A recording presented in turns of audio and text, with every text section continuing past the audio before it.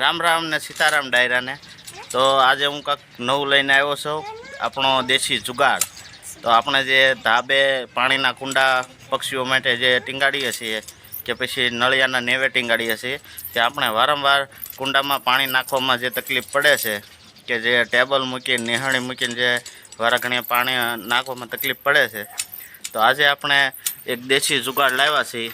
એમાં એક બાટલો અને એક ખોટી અને એક સ્પ્રિંગની જરૂર પડશે। જો આ સ્પ્રિંગ આની જરૂર પડશે, તો ચાલો હું તમને દેશી જુગાડ હું તમને બતાવું। તો આપણે આ રીતના કરીએ તો આપણે જે વારંવાર જે પાણી નાખવામાં તકલીફ પડશે એ નહીં પડે। તો ચાલો હું તમને એ જુગાડ બતાવું। તો જો એના માટે આપણે આ એક બાટલો લેવાનો છે, અહીંયા વાળો બાંધી દેવાનો, અને અહીંયા એક દોરી હોય તો દોરી પણ હાલે। અમારી પાસે વાયર પડ્યો હતો એટલે અમે વાયર બાંધ્યો છે। તો સૌથી પહેલાં આ હોટી છે એના અહીંયા આપણે વાળો બાંધી દેવાનો છે, અહીંયા આ રીતનો પહેલાં બાટલા હારે બાંધી દેવાનો, પછી આ હોટી હારે અહીંયા બાંધી દેવાનો છે।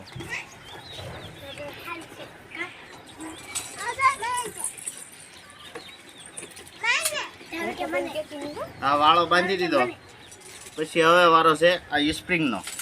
આ સ્પ્રિંગને પહેલાં આપણે બાંધી દેવાની,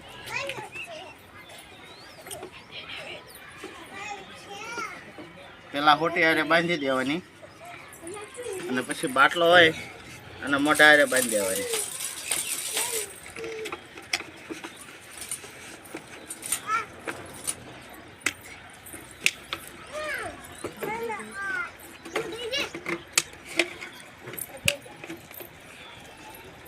જો આપણો છે દેશી જુગાડ।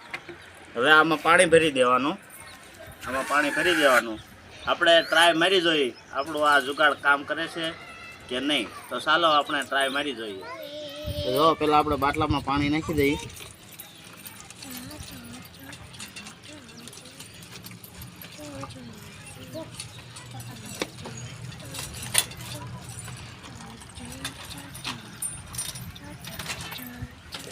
જો આખો બાટલો ભરાઈ ગયો છે। આ રીતનો બાટલો રહે આપણો। હવે આને હાલમાં એમ ધાબો પર છે એટલે આ કુંડું નથી, પણ હું તમને એક નમૂનો બતાવી દઉં। જો આ રીતનો આમ બાટલો હોય, પછી ગમે એટલું કુંડું વધારે હોય આ રીતનું આમ જવા દેવાનું છે। પછી જે આ દોરી તમને દેખાય છે, આને આપણે કાંઈ નથી કરવાનું, કુંડે પગી જાય એટલે નોર્મલી રીતે આ રીતના ખેંચી લેવાની છે। જો આ રીતના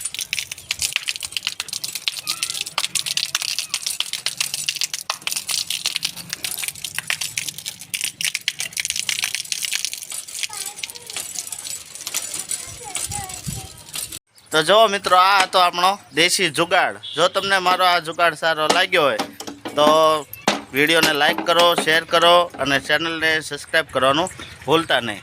તો ચાલો, જય ભોળાનાથ।